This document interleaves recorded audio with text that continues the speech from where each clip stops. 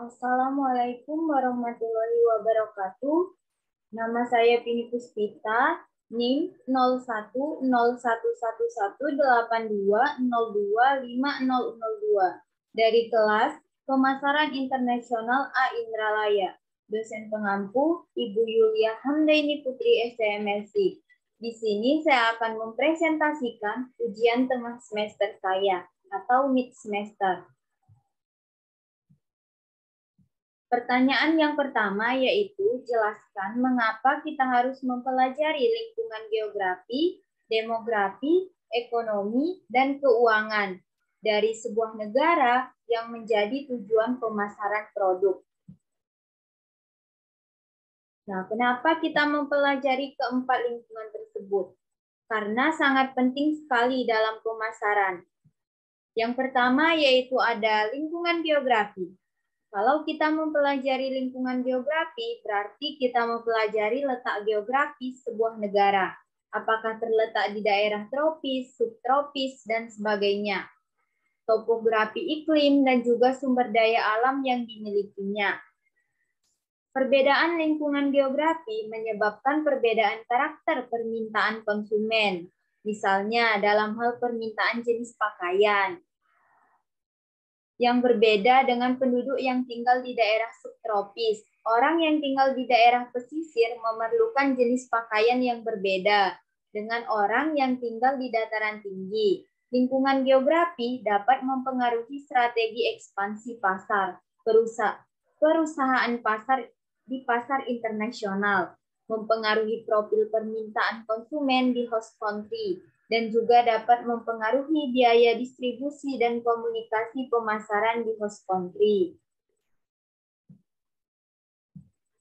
Selanjutnya yaitu lingkungan demografi. Dengan mempelajari lingkungan demografi, kita dapat mengetahui mengenai hal-hal yang berkaitan dengan kependudukan, seperti jumlah dan komposisi atau struktur penduduk berdasarkan jenis kelamin, usia, pekerjaan, pendidikan, pendapatan, dan sebagainya. Lingkungan demografi yang beda antar negara yang menyebabkan perbedaan besar potensi dan karakter permintaan pasar atas berbagai produk. Selanjutnya yaitu lingkungan ekonomi. Dengan mempelajari lingkungan ekonomi berkaitan erat dengan lingkungan demografi karena tingkat perkembangan suatu negara akan mempengaruhi profil demografinya, yaitu komposisi penduduk berdasarkan penghasilan, pekerjaan, pendidikan, dan bahkan usia. Jadi lingkungan demografi dan ekonomi dapat mempengaruhi profil dan potensi permintaan di suatu negara. Nah, selanjutnya yang terakhir yaitu keuangan. Dengan mempelajari keuangan, kita dapat tahu bahwa nilai tukar mata uang lokal terhadap mata uang asing. Faktor-faktor yang menyebabkan perubahan nilai tukar dan dampak perubahan nilai tukar terhadap keunggulan bersaing dalam hal harga jual dalam pasar internasional. Lingkungan keuangan berpengaruh terhadap nilai tukar mata uang yang akan dapat mempengaruhi daya saing produk dalam aspek harga jual dari suatu negara di pasar internasional.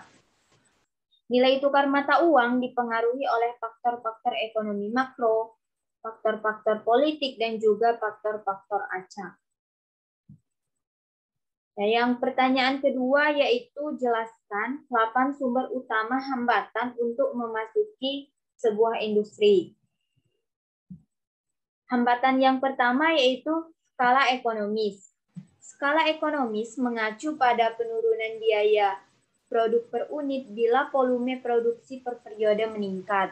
Menurut Kagan, walau konsep skala ekonomis seringkali diasosiasikan dengan produksi, konsep ini juga dapat diterapkan untuk penelitian dan pengembangan atau litbang atau R&D, administrasi umum, pemasaran, dan juga fungsi-fungsi bisnis lainnya. Yang kedua yaitu diferensiasi produk. Nah, diferensiasi produk akan menciptakan sebuah persepsi bahwa produk tersebut unik, tidak seperti produk-produk pengganti lainnya. Kotler dan Keller mengatakan bahwa diferensiasi produk dapat dilakukan pada sejumlah dimensi produk maupun jasa. Yang ketiga yaitu kebutuhan permodalan. Hambatan ini yang menyebabkan tidak banyak perusahaan yang tertarik dan mampu untuk memasuki industri obat-obatan, komputer mainframe, kimia, dan juga pertambangan. Hambatan selanjutnya yaitu biaya-biaya peralihan satu waktu atau on-time switching cost. Untuk beralih ke pemasok-pemasok atau produk-produk lain seperti biaya pelatihan ulang, peralatan-peralatan pendukung, serta biaya-biaya untuk menilai sebuah sumber pasokan baru. Yang kelima yaitu akses ke saluran distribusi. Hambatan ini merupakan salah satu hambatan utama bagi para perusahaan-perusahaan asing untuk memasuki pasar Jepang. Mengapa? Karena akses keseluruhan saluran-saluran distribusi dikuasai oleh beberapa perusahaan raksasa Jepang. Yang keenam yaitu kebijakan pemerintah host country. Nah, kebijakan ini merupakan kebijakan yang umum diterapkan oleh pemerintah berbagai negara di dunia, tidak saja oleh negara-negara kurang dan sedang berkembang. Selanjutnya yaitu perusahaan telah beroperasi menguasai akses. Perusahaan yang telah beroperasi menguasai akses sumber daya bahan mentah, lokasi-lokasi yang menguntungkan, serta subsidi pemerintah. Dan yang terakhir yaitu perkiraan respon para pesaing yang sudah ada. Dapat juga merupakan sebuah hambatan masuk bila para pesaing tersebut diperkirakan akan memberi respon yang keras bila ada pendatang yang baru. Nah, pertanyaan yang ketiga yaitu pilihlah salah satu perusahaan saja dan lakukan analisis persaingan global dan keunggulan bersaing. Seperti yang dijelaskan dengan menggunakan konsep Michael Porter di buku halaman 116. Baik, analisis industri Michael Porter, persaingan global dan keunggulan bersaing.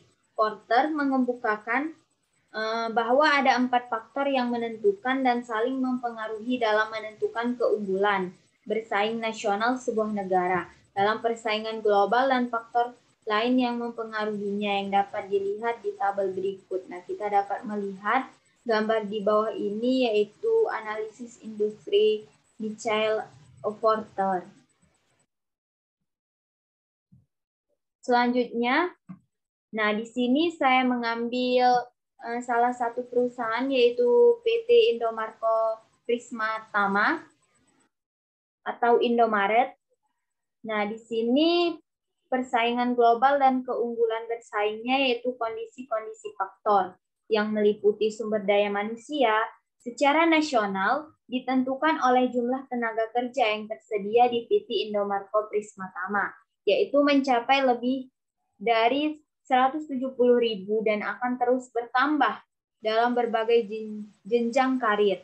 Dengan rata-rata gaji bulanan berkisar dari kira-kira 2 juta per bulan untuk karyawan toko hingga 3 juta per bulan untuk gudang dan etika tenaga kerja keseluruhan. Nah, yang selanjutnya yaitu sumber-sumber daya fisik yang meliputi lokasi, luas wilayah, harga tanah, dan sumber daya alam yang tersedia. Nah, PT Indomarko Prisma Tama menyediakan lokasi tempat usaha di area komersial dengan luas ideal 120 sampai 200. Selanjutnya yaitu sumber daya pengetahuan. PT Indomarko memiliki ketersediaan orang-orang yang memiliki pengetahuan ilmiah, teknik, dan pasar, pengetahuan diri karyawan, serta keterampilan sesuai prosedur perusahaan sangat penting sekali.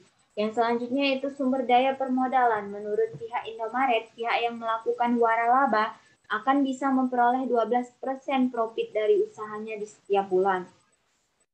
Selain itu, resiko gagal menjalankan waralaba Indomaret hanya berada di bawah angka 10%.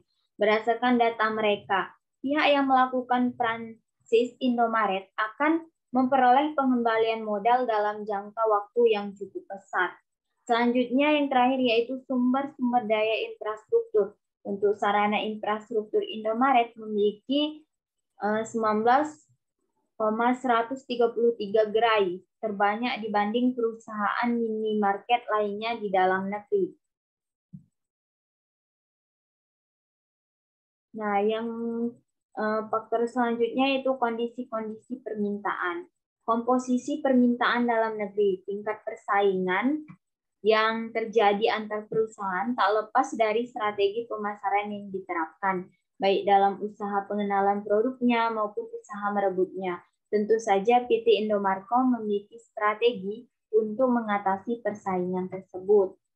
Selanjutnya yaitu ukuran dan pola pertumbuhan permintaan dalam negeri. Mengutip dari berbagai sumber, keuntungan dari waralaba Indomaret sendiri berkisar 7 juta hingga 9 juta per hari. Hal ini menjadikan pendapatan gerai Indomaret setiap bulannya mencapai 200 juta sampai 270 juta. Dan yang terakhir yaitu cara-cara permintaan dalam negeri menarik produk-produk dan jasa-jasa dalam negeri tersebut ke dalam pasar-pasar luar negeri. Direktur Marketing PT Indomarko Prismatama menegaskan bahwa toko Indomaret ada di luar negeri, sesuai foto yang tersebar viral yaitu Prancis. Tetapi sampai saat ini PT Indomarko sudah melaksanakan klarifikasi bahwa belum ada cabang di luar negeri. Selanjutnya yaitu industri-industri terkait dan pendukung. Para industri pemasok yang bersaing secara internasional menyediakan input kepada industri hilir yang nampaknya akan bersaing secara internasional dalam hal inovasi teknologi, harga dan kualitas PT Indomarko Prismatama. Selanjutnya yaitu strategi, struktur, dan persaingan perusahaan.